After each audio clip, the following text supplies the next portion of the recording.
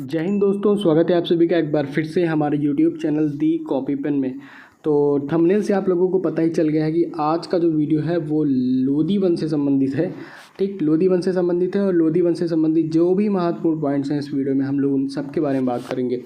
तो सबसे पहले देखते हैं टाइम पीरियड। तो लोदी वंश जो है वो 1451 से 1526 ईस्वी तक। ठीक, तो पॉइंट्स की बात कर लेते हैं। पहले पॉइंट्स की बात करते हैं तो संस्थापक की बात सबसे पहले आती है, तो संस्थापक की बात कर लेते हैं। तो लोदी वंश का संस्थापक बहलोल लोदी था।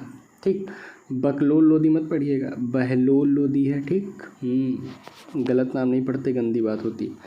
तो लोदी वंश का जो संस्थापक है वो बहलोल लोदी था और 19 अप्रैल 1451 को बहलोल शाह गाजी की उपाधि से दिल्ली के सिंहासन पर बैठा। इसके बाद दिल्ली पर प्रथम अफगान राज्य की स्थापना का जो श्रेय है वो बहलोल लोदी को ही जाता है। और इनके बारे में और बात करें तो बहलोल लोदी सिक्के का प्रचलन करवाया। ठीक, इसने क्या किया, सिक्कों का प्रचलन करवाया और अपने सरदारों को मकसद ए अली कहकर पुकारता था। कौन? बहलोल लोदी। किस वंश का? लोदी वंश का। और क्या कहकर पुकारता था अपने सरदारों को? मकसद ए अली। ठीक, और वह अपने सरदारों के खड़े रहने पर स्वयं भी खड़ा रहता था। वाह भाई वाह, बहुत बढ़िया शासक था क्या। फिलहाल जो भी हो, हम अपने पॉइंट्स की बात करते हैं जो पेपर में आएंगे।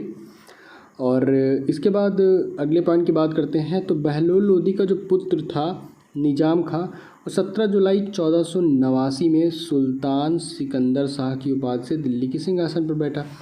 और 1504 ईस्वी में इम्पॉर्टेंट पॉइंट है कि सिकंदर लोदी ने आगरा शहर की स्थापना की। ठीक, और भूमि के लिए मापन के प्रामाणिक पैमाने गज सिकंदरी का जो प्रचलन है वो सिकंदर लोदी ने किया। अब इसके बाद गुलरुखी शीर्षक से फारसी कविताएं लिखने वाला जो सुल्तान सिकंदर लोदी था। तो ये पॉइंट आप याद रख सकते हैं, ध्यान में रख सकते हैं। इसके बाद सिकंदर लोदी ने आगरा को अपनी नई राजधानी बनाया और इसके आदेश पर संस्कृत के एक आयुर्वेद ग्रंथ का फारसी में फरहंगे सिकंदरी के नाम से अनुवाद हुआ। इसने नगरकोट में ज्वालामुखी मंदिर की मूर्ति को तोड़कर उसके टुकड़ों को कसाईयों को मांस तौलने के लिए दे दिया था। बहुत बेकार काम किया। इसने मुसलमानों को ताजिया निकालने एवं मुसलमान स्त्रियों को पीरों तथा संतों के मजार पर जाने पर भाई प्रतिबंध भी लगा दिया था। अब अगले पॉइंट की बात करें तो गले की बीमारी के कारण सिकंदर लोदी को जो मृत्यु है वो 21 नवंबर 1517 को हो गई। ठीक, और इसी दिन इसका पुत्र इब्राहिम जो है वो इब्राहिम शाह की उपाधि से आगरा के सिंहासन पर बैठा। नेक्स्ट पॉइंट की बात करें तो संभवतः दिल्ली के सुल्तानों में सिकंदर लोदी प्रथम सुल्तान था जो हिंदुओं के त्योहारों मुख्यतः होली में भाग लेता था।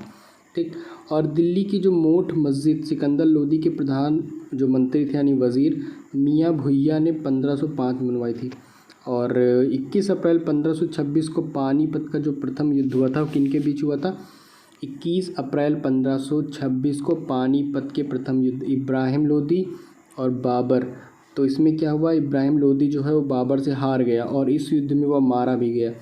बाबर को भारत पर आक्रमण करने के लिए निमंत्रण जो है वो पंजाब के शासक दौलत खां लोदी एवं इब्राहिम लोदी के जो चाचा हैं वो आलम, तो चाचा ने दगाबाजी कर दी, आलम खां ने दिया था। तो इसी के साथ इस सल्तनत जो दिल्ली सल्तनत है इसका भी अंत हो जाता है और सिकंदर लोदी का भी।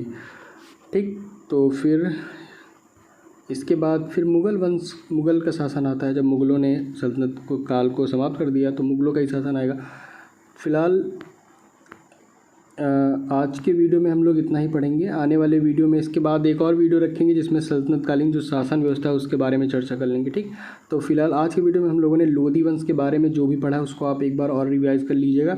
और ये अंतिम वंश था। ठीक, पहला कौन सा वंश था? गुलाम वंश। गुलाम वंश के बाद खिलजी वंश। ठीक, खिलजी के बाद कौन सा था? तुगलक था, फिर सैयद और लोदी। ये 5 वंश हैं दिल्ली सल्तनत के अंतर्गत पढ़े जाते हैं। तो आज की वीडियो में इतना ही है। मिलते हैं हम लोग अपने अगले वीडियो में। और अगर आप हमारे चैनल पर नए हैं तो प्लीज़ चैनल को सब्सक्राइब करके जाइए। ठीक।